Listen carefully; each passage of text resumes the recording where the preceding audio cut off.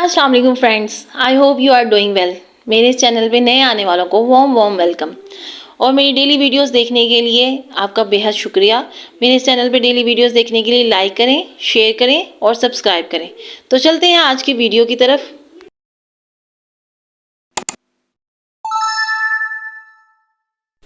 जी तो फ्रेंड्स, आब हयात क्या है, ये कहाँ वाक़या है, क्या इसे पीने वाला क़यामत तक ज़िंदा रहता है? हज़रत ख़िज़र अलैहिस्सलाम कौन थे? क्या हज़रत ख़िज़र अलैहिस्सलाम ने आब हयात पिया है? क्या हज़रत ख़िज़र अलैहिस्सलाम हमेशा ज़िंदा रहेंगे?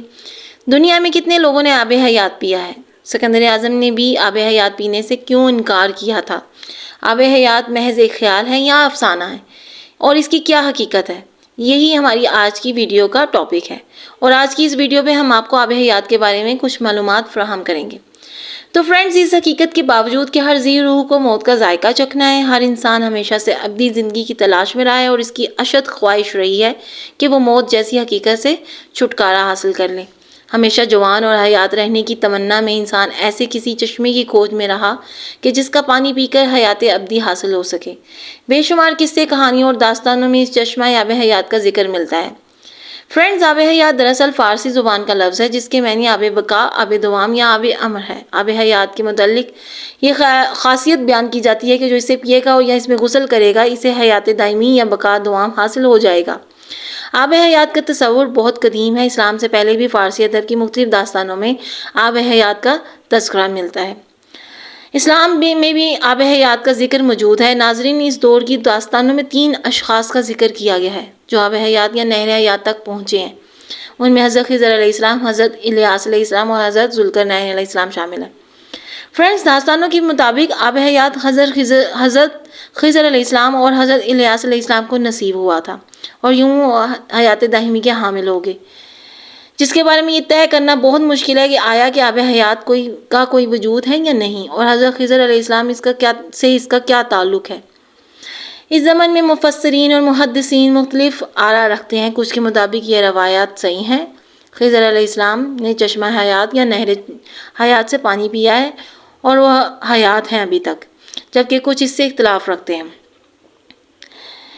इस पर एक तहकीक ज़हर नज़र फ़ी हाले ख़िज़र के नाम से एक तसनीफ़ लिखी गई है जिसका उर्दू तर्जमा हयात हज़रत ख़िज़र अलैहिस्सलाम के नाम से शाया किया हुआ है, जिसमें उससे गुरेज़ा है कि हज़रत ख़िज़र अलैहिस्सलाम हयात हैं।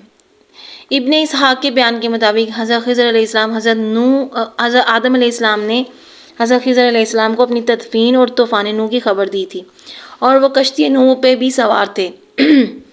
इसी तरह तफ़सीर ख़ाज़िन में इमाम अलाउद्दीन अली बिन मोहम्मद ने और शेख अबू उमरो बिन सलाह ने अपने फ़तावा में फ़रमाया है कि हज़रत ख़िज़र अलैहिस्सलाम और हज़रत इलियास अलैहिस्सलाम जमहूर उलमाए सालिहीन के नज़दीक ज़िंदा हैं और हर साल ज़माने आज के मौका पर मिलते हैं, और ये कि हज़रत ख़िज़र अलैहिस्सलाम ने चश्मा हयात में गुस्ल फ़रमाया और उसका पानी भी पिया है।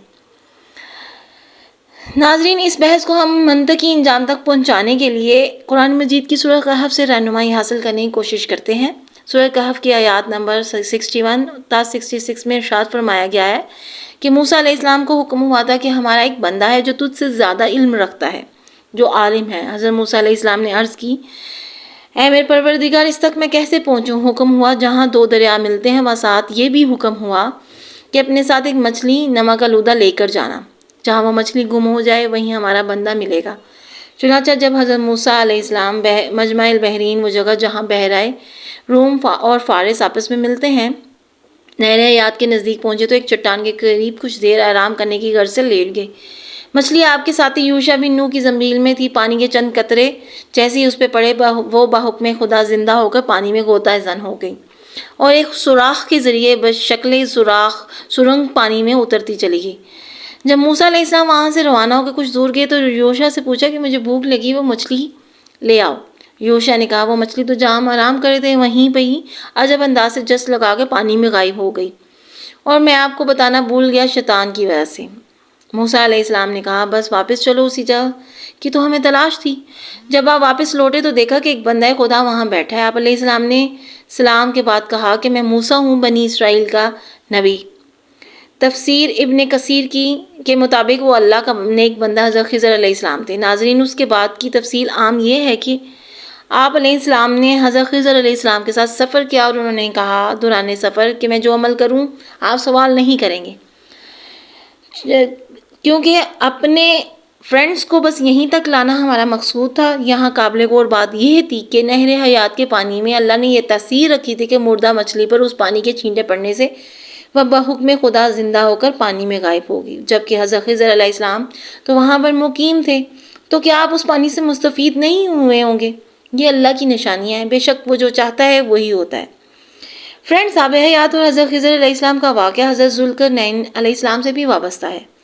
حضرت خضر علیہ السلام حضرت ذوالقرنین علیہ السلام کے خالازاد بھائی، وزیر اور علم بردار تھے۔ یہ حضرت سام بن نوح علیہ السلام کی اولاد میں سے ہیں۔ مختلف تاریخوں میں یہ بیان ملتا ہے کہ حضرت ذوالقرنین علیہ السلام نے پڑھا تھا کہ سام بن نوح علیہ السلام کی اولاد میں سے ایک شخص چشمہ حیات کا پانی پی لے گا تو اس کو موت کبھی نہیں آئے گی۔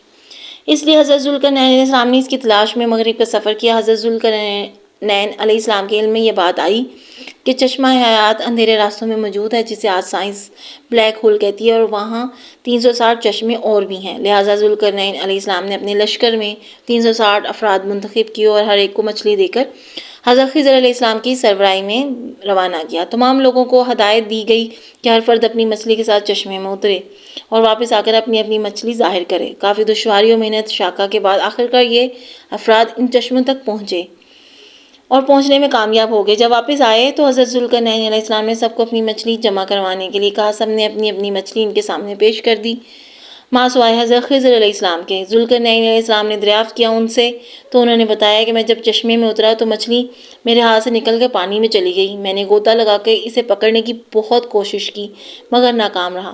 حضرت ذوالقرنین علیہ السلام نے کہا وہ پانی آپ کے مقدر میں تھا۔ حضرت ذوالقرنین علیہ السلام حضرت ابراہیم علیہ السلام کے دست حق پرست پر اسلام قبول کر کے مدتوں ان کی صحبت میں رہے اور حضرت ابراہیم علیہ السلام نے ان کو کچھ وصیتیں بھی فرمائیں۔ ناظرین، اس تفسیر سے ہمیں اور اس روایت سے یہ ہمیں پتہ چلتا ہے کہ حضرت ذوالقرنین علیہ السلام حضرت ابراہیم علیہ السلام کے دور میں تھے اور انہوں نے حضرت ابراہیم علیہ السلام کے ہمراہ خانہ کعبہ کا طواف بھی کیا۔ اس سے ظاہر یہ بھی ہوتا ہے کہ حضرت خضر علیہ السلام بھی ابراہیم علیہ السلام کے ہی دور کے ہیں، جبکہ ایک محتاط اندازے کے مطابق حضرت ابراہیم علیہ السلام اور حضرت موسیٰ علیہ السلام کے درمیان 600 سال سے زیادہ کا فاصلہ ہے۔ ان تمام حوالہ جات سے ہمیں یہ نتیجہ ہم اخذ کرتے ہیں کہ حضرت خضر علیہ السلام کو یا تو عمر طولانی دی گئی یا پھر بحکم خدا باقاعدہ حیات ہیں، واللہ اعظم۔ ناظرین، اس زمانے میں کچھ علماء، مفسرین اور مؤخرین کی مزید آراء پیش خدمت ہے۔ امام بدر الدین عینی نے ان کے متعلق لکھا ہے کہ جمہور کا موقف یہ ہے کہ حضرت خضر علیہ السلام نبی تھے اور زندہ ہیں۔ مصنف بدر الدین عینی کتاب العلم باب ما ذکر فی ذخاب موسیٰ میں کہتے ہیں خدمت بحر یعنی سمندر میں لوگوں کی رہنمائی کرنا حضرت خضر علیہ السلام کے سپرد ہے۔ اکثر علماء اس بات پر اتفاق کرتے ہیں کہ حضرت خضر علیہ السلام زندہ ہیں۔ شیخ ابو عمرو بن صلاح نے اپنے فتاویٰ میں فرمایا کہ حضرت خضر علیہ السلام جمہور علماء صالحین کے نزدیک حیات ہیں۔ یہ بھی کہا گیا کہ حضرت خضر اور حضرت الیاس دونوں ہی زندہ ہیں اور ہر سال زمانہ حج میں ملتے ہیں۔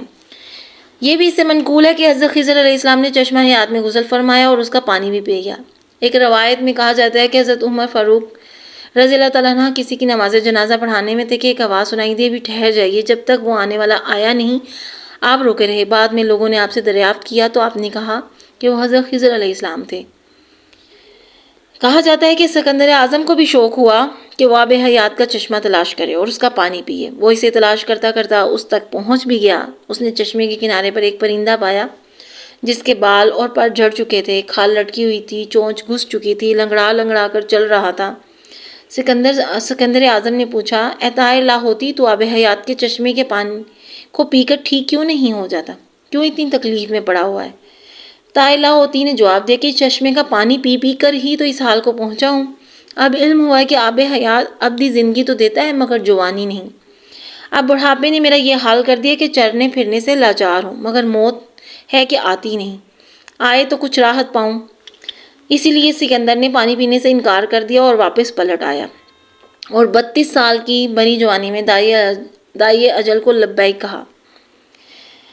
انسان نے تقریباً ساری دنیا کھنگال ڈالی، بے شمار خفیہ گرد سرد اور مختلف نمکیات سے بھرپور چشمے بھی مل چکے ہیں، مگر جوانی کا چشمہ اور آب حیات نہیں مل سکا۔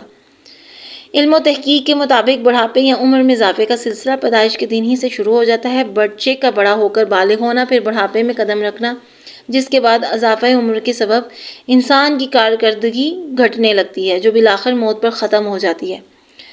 فرینڈز، آج پوری دنیا کے سائنسدان اور ڈاکٹرز موت کے خطرات کو کم کرنے کی دوڑ میں لگے ہوئے ہیں۔ سب کی کوششیں ہیں کہ کسی طرح انسان کی عمر کو بڑھا کر موت جیسی حقیقت سے دور کیا جا سکے، مگر بحیثیت مسلمان ہمارا عقیدہ ہے، اور قرآن مجید فرقان حمید میں بھی ہمیں فرمایا گیا ہے کہ کل نفس ذائقۃ الموت، ہر ذی روح کو موت کا ذائقہ چکھنا ہے۔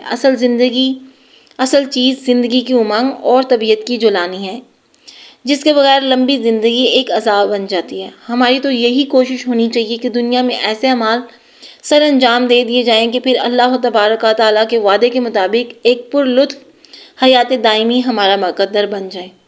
فرینڈز، اسی کے ساتھ ہمارا آج کا واقعہ اختتام پذیر ہوتا ہے۔ ملتے ہیں نیکسٹ ویڈیو کے ساتھ، اور جہاں رہیں خوش رہیں، آباد رہیں، اپنی دعاؤں کے حصار میں رکھیے گا۔ پڑھتے ہیں درود ابراہیمی۔ اللہم صلی علی سیدنا محمد وعلی آل محمد کما صلیت علی ابراہیم وعلی آل ابراہیم انک حمید مجید۔ اللہم بارک علی محمد وعلی آل محمد کما بارکت علی ابراہیم وعلی آل ابراہیم انک حمید مجید۔